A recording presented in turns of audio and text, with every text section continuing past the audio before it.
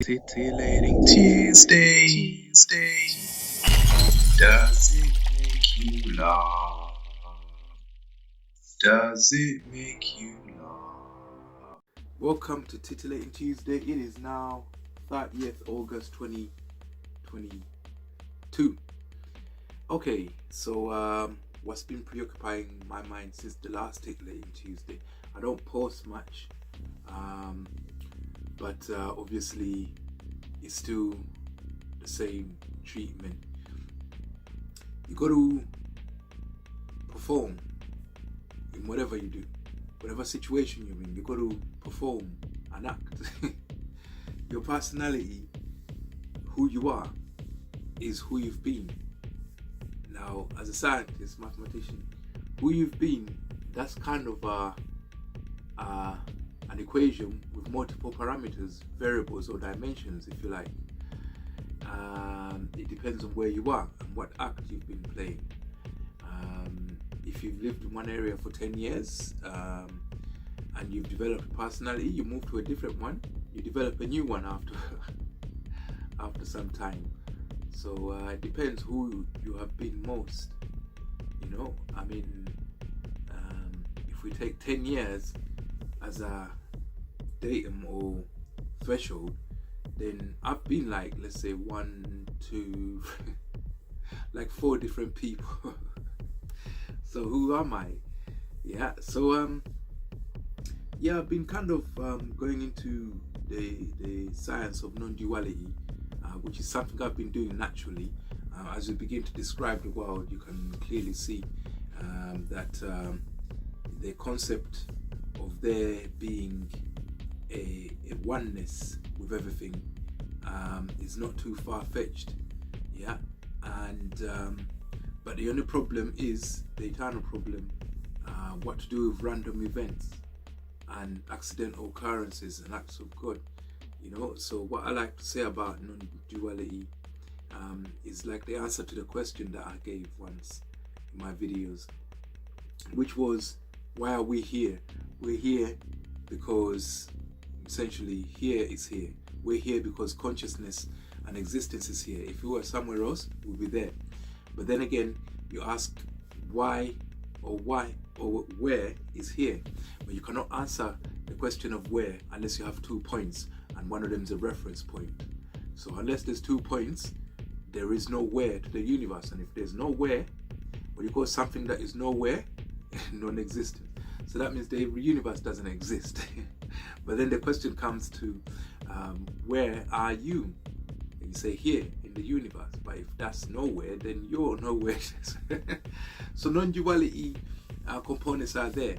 So to answer the question of where is here, in terms of where is here in the universe, you ask the Most High that, because there's got to be 2 points for there to be existence.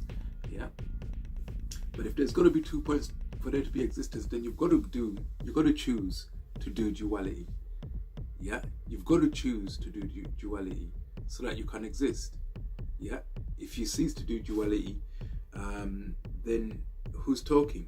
If you've got your own thoughts and your personal conversation, and I've got my thoughts on personal conversation, if we're all one, who'll be doing the talking then?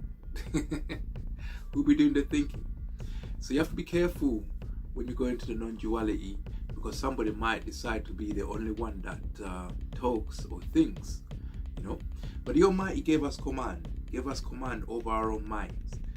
You don't lose that. That's the only thing that you genuinely command. Yeah, you never play number 2 in your mind. Yeah. So obviously, the aim for you as a Christian is to be number 1 in your mind. Yeah, and everybody else is number 1 in their mind. Everybody can be number 1 with the Most High. As long as you do it in your mind, everybody can be number 1. Yeah, so, and you don't allow people to piss about in your pod to try and tell you that they don't like this, they don't like that.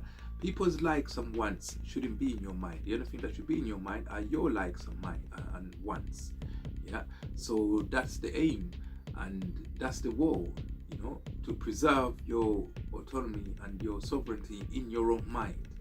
Yeah, so that's the war you must go out on. Whenever someone challenges that, you must accept the challenge, because you don't go around telling people I challenge you to come into my mind. No, you say, look, no one dominates my mind. If they're megalomaniac and narcissist about things, they'll get offended by you saying that no one dominates you in your mind. And sure enough, they'll come. I've got like 3 camps, 3 different legions, if you like.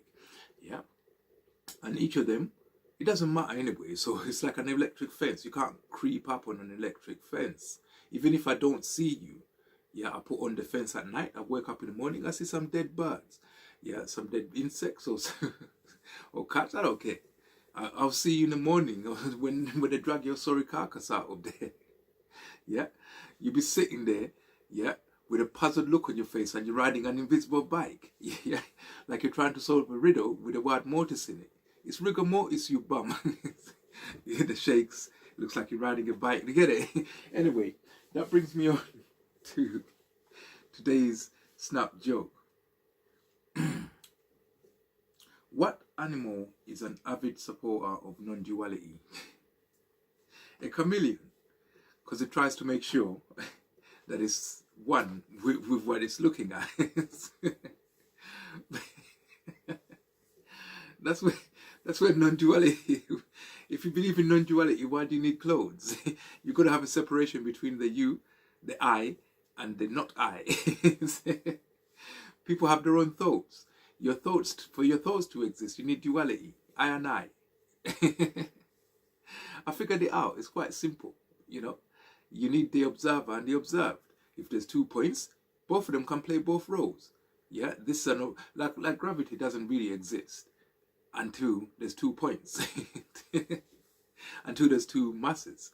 If there's only one mass, you can't say that gravity exists unless you go there and become the second mass and it acts upon you. But then that proves that there needs to be 2 masses for gravity to exist. Yeah. It will emerge. Yeah, so you need 2 points. Yeah, where the observer is the observed on both points.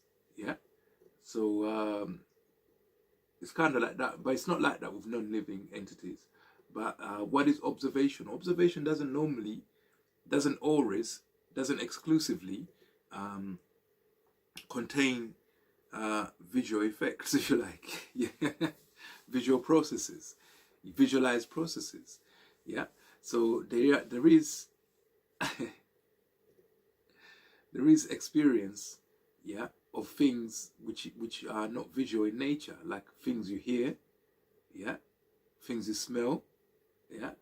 It doesn't have to be something that you see for it to exist. So with that in mind, if an object can prove that it detects another object, isn't it aware?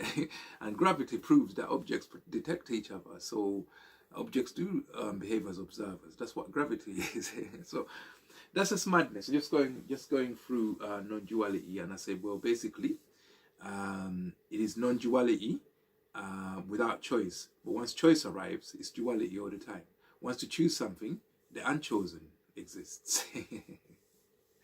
Anyway, Titillating Tuesday, 30th August 2022.